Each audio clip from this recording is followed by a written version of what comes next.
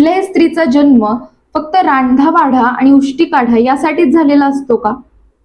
जन्माला घालताना निसर्गाने सुद्धा स्त्रीला तिच्या स्वतःच्या अस्तित्वाशिवाय जन्म दिलाय का? स्त्रीने पुरुषाची बरोबरी कधी करू नये.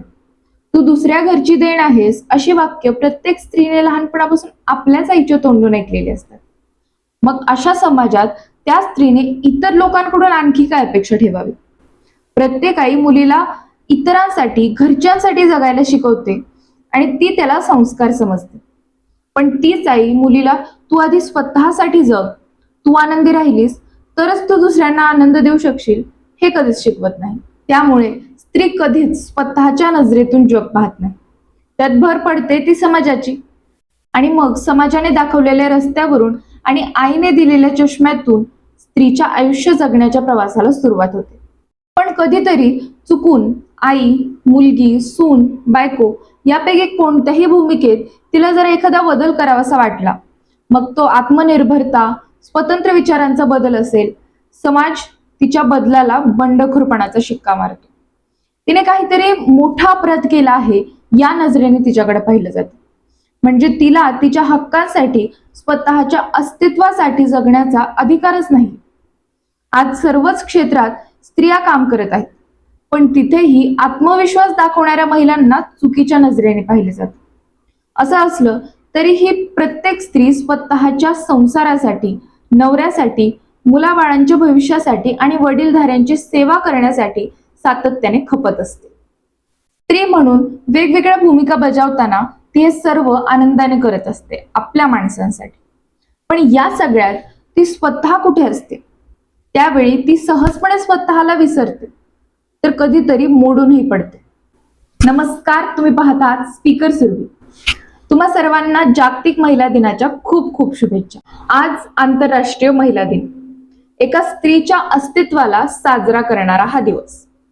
आजच्या दिवशी स्त्री पुरुष समानता, वर्षानुवर्षे तिच्यावर झालेला अन्याय या सर्व गोष्टी बाजूला ठेवून स्त्री काय आहे, स्त्रीने कसं जगलं पाहिजे याबद्दल बोलूया.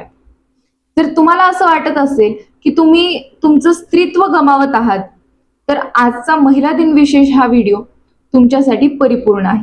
चला तर मग थोडक्यात जाणून घेऊया.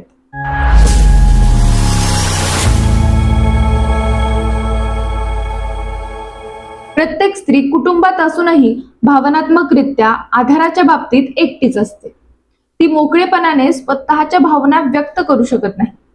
जबाबदारीचं ओझं पेलत असताना ती थकली आहे हे कोणाला मोकळेपणाने सांगू शकत नाही. तिला काही समजत नाही म्हणून तिच्या मतांचा आदरही होत नाही. त्यामुळे साहजिकच तिचं एक अस्तित्व आहे हेच इतरांच्या, ती ज्यांना आपलं समजत असते त्यांच्या लक्षात राहत नाही. म्हणूनच प्रत्येक स्त्रीने स्वतःशी मैत्री करणं खूप गरजेचं आहे, कारण ती गर्दीत असूनही नेहमी स्वतःसोबत असते. खरं तर स्त्री रोज नव्याने आयुष्य सुरू करू शकते. फक्त त्यासाठी गरज आहे मला स्वतःसाठी जगायचं आहे या प्रचंड इच्छाशक्तीची आणि सोबत मी करू शकते या विश्वासाची. यासाठी सुरुवातीलाच तर स्त्रीने स्वतःशी प्रामाणिक राहणं गरजेचं आहे. स्वतःला कमी लेखणं सोडून द्या. इतरांबरोबर तुलना करण्यापेक्षा मी परफेक्ट नाही, पण मी जशी आहे तशी माझ्यासोबत आहे, मी माझा स्त्री म्हणून आदर करत आहे असा विचार प्रत्येक स्त्रीने केला तर निम्म्याहून अधिक प्रॉब्लेम्स, ब्लेम्स आणि जबाबदाऱ्यांचं ओझं कमी होईल आणि तुम्ही थोडा तरी मोकळा श्वास घेऊ शकाल. एकटेपणाला घाबरून जाण्यापेक्षा तुमच्या एकट्या असण्याला शक्ती बनवा. त्या एकटेपणात स्वतःशी सकारात्मक संवाद साधा. स्वतःच्या ध्येयावर लक्ष केंद्रित करा. स्वतःसाठी जगणे अपराध नाही, त्यामुळे स्वतःला माफ करायला शिका. स्वतःची जबाबदारी घ्या. आयुष्याच्या जबाबदाऱ्यांमध्ये स्वतःची स्वप्न विसरू नका. स्वतःचे छंद जोपासताना त्याचा इन्कम सोर्स साठी काय उपयोग होऊ शकेल का याचा विचार करा. इतरांनी आपला आदर करावा याची अपेक्षा करण्याआधी स्वतःचा स्त्री म्हणून आदर करा. स्वतःची खरी किंमत ओळखा. चूक असवा बरोबर, पण स्वतःचे निर्णय स्वतः घ्या. यातूनच तुमच्यात आत्मविश्वास निर्माण होईल. तुम्हाला आधार देणाऱ्या लोकांशी जोडून राहा. तक्रार करत बसण्यापेक्षा किंवा इतरांना दोष देण्यापेक्षा संकटकाळी मी काय करू शकते यावर विचार करा. शिकणे हे प्रत्येक स्त्रीसाठी महत्वाचं आहे. शिक्षणासाठी वयाची मर्यादा नाही. फक्त कोणते ना कोणते स्किल शिकत राहा. करिअरमध्ये चढ उतार येऊ शकतात, पण खचून न जाता सातत्याने प्रयत्न करत राहा. अपयश म्हणजे शेवट नाही हे लक्षात ठेवा. आयुष्यात यशासाठी संयम आणि शिस्त ही महत्वाचीच आहे. लहानपणापासून आपण हेच ऐकत आलेलो असतो की जग काय म्हणेल.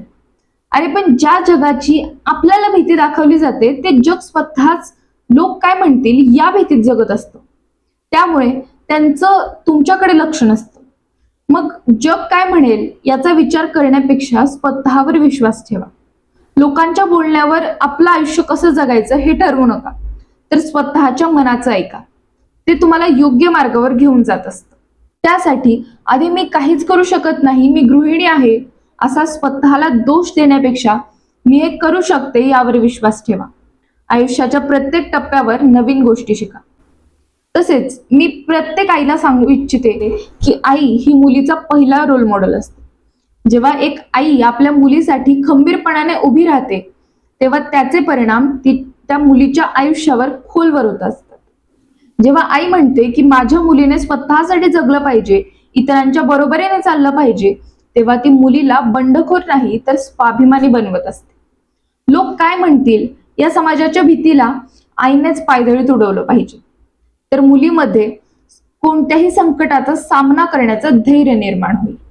खऱ्या अर्थाने सुरक्षित ती मुलगी नाही जिला चार भिंतीच्या आत ठेवलं जातं, तर ती मुलगी आहे जिच्या पाठीशी तिची आई ढाल बनून उभी असते. जोपर्यंत आई नावाची शक्ती आपल्या मुलीला जुन्या जोखडातून मुक्त करण्यासाठी पुढाकार घेत नाही तोपर्यंत सामाजिक बदल पूर्ण होणार नाही. आईने केवळ मार्ग दाखवू नये तर त्या मार्गावर मुलीसोबत चालण्याचं धाडस देखील दाखवावं. शेवटी इतकंच सांगेन, स्त्री म्हणजे केवळ चूल आणि मूल नाही. स्त्री म्हणजे केवळ सोशिकतेची खाण नाही. स्त्री म्हणजे एक विचार आहे, एक ऊर्जा आहे, समाजाचा एक भक्कम पाया आहे. या महिला दिनी स्वतःला एक वचन द्या. मी केवळ दुसऱ्यांसाठी नाही तर स्वतःसाठी सुद्धा जगेन. स्वतःचा आवाज दबवू नका, कारण जेव्हा एक स्त्री स्वतःसाठी उभी राहते तेव्हा ती नकळत जगातल्या हजारो स्त्रियांना उभं राहण्याची ताकद देते. तर मैत्रिणींनो, तुम्हाला आजचा व्हिडिओ कसा वाटला हे मला नक्की सांगा. यातून काही मोलाचं मिळालं असेल तर ते नक्की अंमलात आणा. व्हिडिओ आवडला असेल तर लाईक करा, शेअर करा, जेणेकरून इतर मैत्रिणींना देखील यातून प्रेरणा मिळेल. आणि हो, चॅनलला सबस्क्राईब करायला विसरू नका. भेटूयात पुढच्या व्हिडिओमध्ये एका नवीन विषयासह. धन्यवाद.